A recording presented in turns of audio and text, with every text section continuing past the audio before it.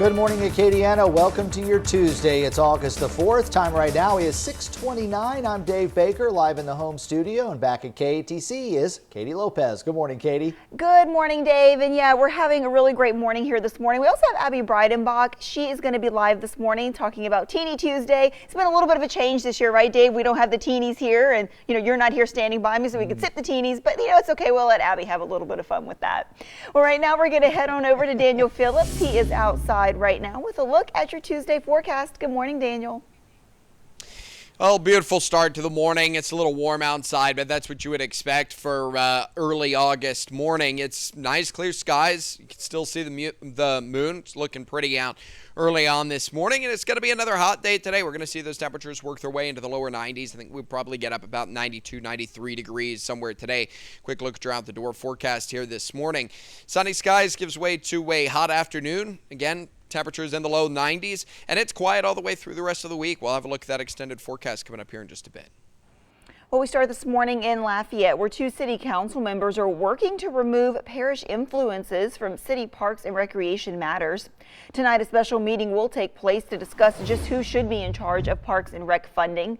City Councilwomen Nanette Cook and Liz Hebert want the city to pull funding for parks and recreation facilities outside Lafayette city limits. They're proposing an ordinance that would separate city parks funding from parish parks money, allowing the city council to be the sole decision maker over those matters. Parish Councilman Kevin Nakan says that the parish is ready to give the city $200,000 from the Parish Reserve Fund, with money that comes from the rededication of parish library funds. We're tasked to watch the funds for the city of Lafayette, to figure out where those funds are going, to use them to the best that they can be used. And this is our first step to doing that. I definitely understand where they're coming from. I just would like to send them a message and say the parish has something coming for you guys, and we're gonna take care of the north side, and we're gonna get these rec centers open ASAP. And the parish has found the funding, and we want to share it. Our investigative team crunched the numbers to find out exactly how much the city and parish pay into parks and recreation. Well, here's what we found out. Last year, the Parks and Rec budget was $7 million. The city contributed $6.2 million to that budget through a property tax in the city's general fund. Another $580,000 came from Parks and Rec rentals and program fees. The parish contributed only $374,000, all from its general fund. Looking ahead to Thursday, the Lafayette City and Parish Councils will review the proposed Parks and Rec budget. That proposed budget would close 4 Northside recreational centers and cut 37 Parks and Rec employees, including the entire Parks Police Department. More updates out of the Park and Rec Department. LCG Chief Administrative Officer Sidra Winggerter is now overseeing the Parks and Rec Department. This comes after Interim Director Frank Wittenberg retired to become Karen Crow's Park and Rec Director. According to an LCG spokesman, Winggerter is not receiving any additional pay for her new duties.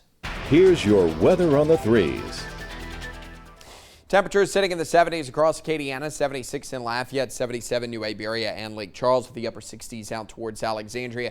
Nice clear skies, beautiful start to the morning here, and it's going to stay that way all the way through into the afternoon. You've got sunny skies, which is going to lead to a nice warm up. And as far as dew points go, they're a little higher than they were yesterday, but ultimately not too bad. 73 in midsummer is quite low. You've got winds out of the west at 5 miles an hour right now. Nice sunny skies, 76 degrees for your current temperature. And again, eventually going to be sitting up in the lower 90s. Hot outside this afternoon. All that sunshine going to warm us up pretty quickly. We'll be up at about 89 by lunchtime. Heat index right around 93.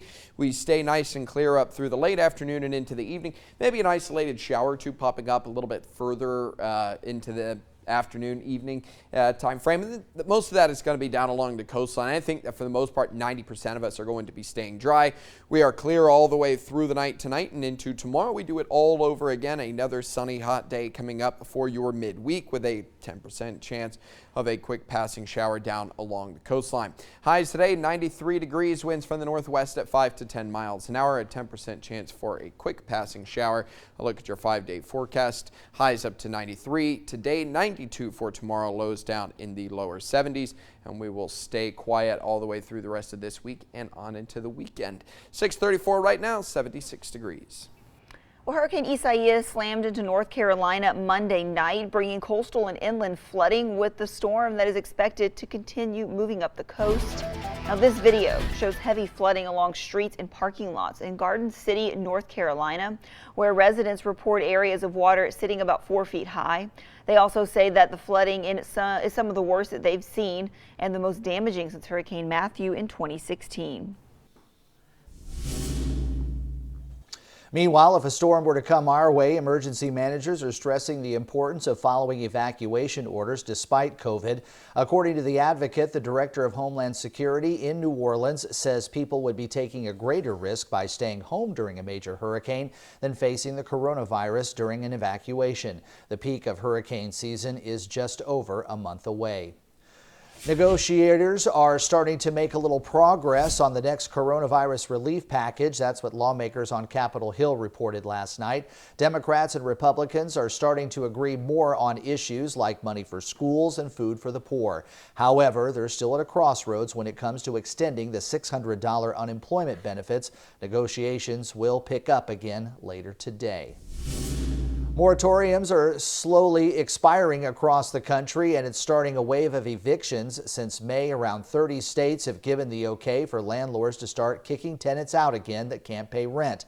The federal eviction moratorium, which protects more than 12 million renters, expired 2 weeks ago. That's unless another moratorium is included in the next stimulus deal. The start of the school year in St. Landry Parish has been pushed back to September the 8th, as opposed to August 20th as originally planned. Those classes will remain all virtual. Outside of safety, the later start date also ensures all the necessary devices for the fully virtual plan are in place. New this morning, teachers in Lafayette Parish will be able to wear scrubs to school this year. Now, this is as teachers have extra safety protocols to adhere to in the classroom because of COVID-19. Wearing scrubs will be optional and must be school appropriate and look professional. All parishes in the state are reporting fewer than 100 new cases of COVID-19. Calcasieu Parish remains among the highest reporting parishes, but the parish has seen a significant drop from last week when there was close to 400 new cases on Friday. Hospitalizations also dropped below 1,500. Right now, Tulane is studying an antibody treatment that they say could be highly effective at preventing coronavirus from multiplying once it infects you. Some animal toxicology studies will need to be completed before they can move to human trials. Researchers say the treatment will prove useful to frontline workers who are regularly exposed to the virus. The pandemic is also forcing UL to make some changes to its summer graduation. Friday's ceremony will take place outdoors at Cajun Field instead of inside the Cajun Dome. The university will assign seating for graduates and attendees to ensure social distancing. Guests and graduates will also be required to wear masks. Later today, Governor John Bel Edwards will hold a briefing on the state's response to the pandemic. That will begin at 2:30, and you can watch it right here on KATC or stream it live at KATC.com. Back in Lafayette, an impaired driver that killed a UL doctoral student is facing 6 years in prison. Joseph Dakota Ritchie, pleaded guilty to negligent homicide and drug charges in connection with the April 2017 crash that killed Brad Wedlock. Happening today, challenges against 2 Lafayette City Marshal candidates will go to court. Nathan Broussard is facing allegations that he doesn't meet residency requirements. Meanwhile, Brian Pope is facing claims from the Ethics Board that he owes outstanding fines and claims from the DA that he's not a registered voter. Also happening today, the Lafayette City and Parish Councils will each introduce ordinances to put an early voting precinct on Lafayette's north side. Both ordinances would make the Martin Luther King Center an early voting site. Meanwhile, the Parish Council will vote on an ordinance that would make the East Regional Library an early voting site. The time right now is 6:39. Still to come on GMA, the 3 o'clock project is in its final week of meal distribution. We'll have those times and locations coming up.